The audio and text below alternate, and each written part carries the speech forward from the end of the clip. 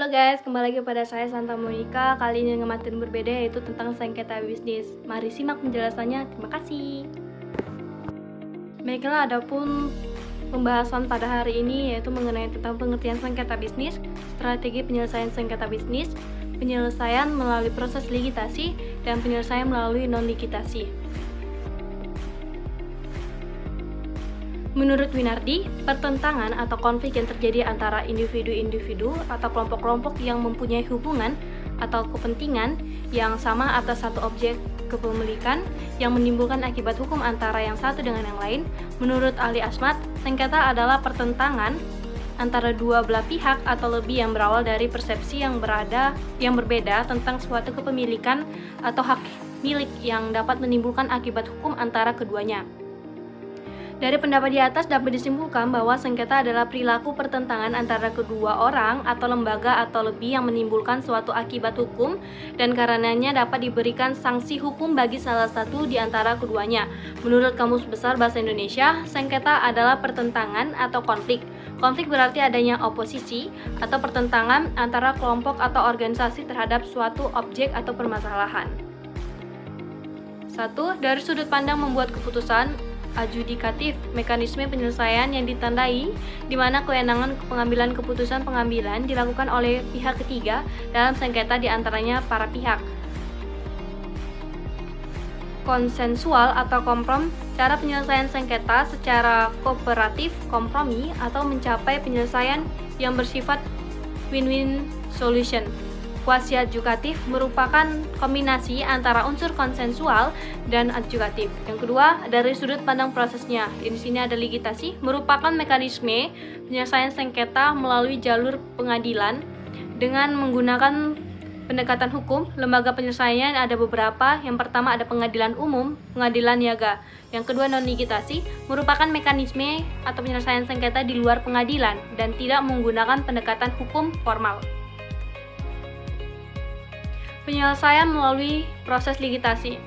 1. Pengadilan umum pengadilan negeri berwenang memeriksa sengketa bisnis, mempunyai karakteristik beberapanya di antaranya prosesnya sangat formal. Keputusan dibuat oleh pihak ketiga yang ditunjuk oleh negara atau hakim.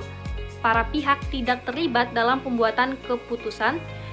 Sifat keputusan memaksa dan mengikat atau coercive dan binding. Orientasi kepada fakta hukum, mencari pihak yang bersalah. Persidangan bersifat terbuka. Pengadilan niaga. Pengadilan niaga adalah pengadilan khusus yang khusus berada di lingkungan pengadilan umum yang mempunyai kompetensi untuk memeriksa dan memutuskan permohonan pernyataan pailit dan penundaan kewajiban pembayaran utang atau PKPU dan sengketa atau HAKI. Pengadilan niaga mempunyai karakteristik sebagai berikut, diantaranya apa saja, itu ada prosesnya sangat formal, keputusan dibuat oleh pihak ketiga yang ditunjuk oleh negara atau hakim, para pihak tidak terlibat dalam pembuatan keputusan, sifat keputusan memaksa dan mengikat, orientasi pada fakta hukum, proses persidangan bersifat terbuka, waktunya singkat. Penyelesaian melalui proses non-ligitasi. Selain itu banyak cara menyelesaikan suatu pertikaian, diantaranya itu dengan arbitrase atau negosiasi, mediasi, dan konsiliasi. Ketiga cara ini, penyelesaian ini bisa digunakan agar pertikaian dapat segera teratasi. Bermula dari penyelesaian dengan membicarakan baik-baik di antara kedua belah pihak yang terikai.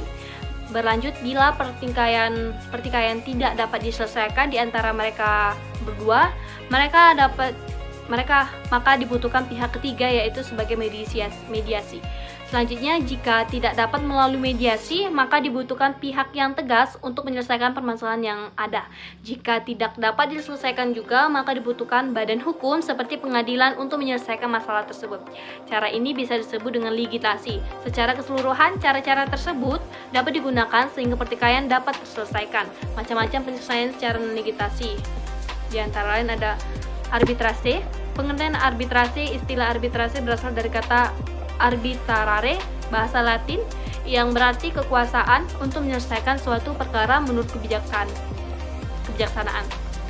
Di antaranya ada beberapa. Yang pertama, asas kesepakatan, di mana kesepakatan para pihak untuk menunjuk seorang atau beberapa orang arbiter. Yang kedua, asas musyawarah, yaitu setiap perselisihan diupayakan untuk diselesaikan secara musyawarah, baik antara arbiter dengan para pihak maupun antara arbiter itu sendiri. Yang ketiga, asas limitatif, artinya di sini adalah adanya pembatasan dalam penyelesaian perselisihan melalui arbitrase, yaitu terbatas pada perselisihan-perselisihan di bidang perdagangan dan hak-hak yang dikuasai sepenuhnya oleh para pihak.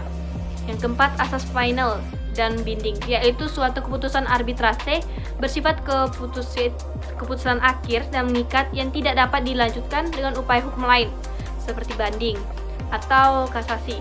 Asas ini pada prinsipnya sudah disepakati oleh para pihak dalam klausa atau perjanjian arbitrase. Selain itu, pengertian arbitrase juga termuat dalam pasal 1 angka 8 Undang-Undang Arbitrase dan Alternatif Penyelesaian Sengketa nomor 30 tahun 1999. Isinya, lembaga arbitrase adalah badan yang dipilih oleh para pihak yang bersengketa untuk memberikan putusan mengenai sengketa tertentu. Lembaga tersebut juga dapat memberikan pendapat yang mengikat mengenai suatu hubungan hukum tertentu dalam hal belum timbul sengketa. Negosiasi. Pengertian negosiasi proses yang melibatkan upaya seseorang untuk mengubah atau tak mengubah sikap dan perilaku orang lain.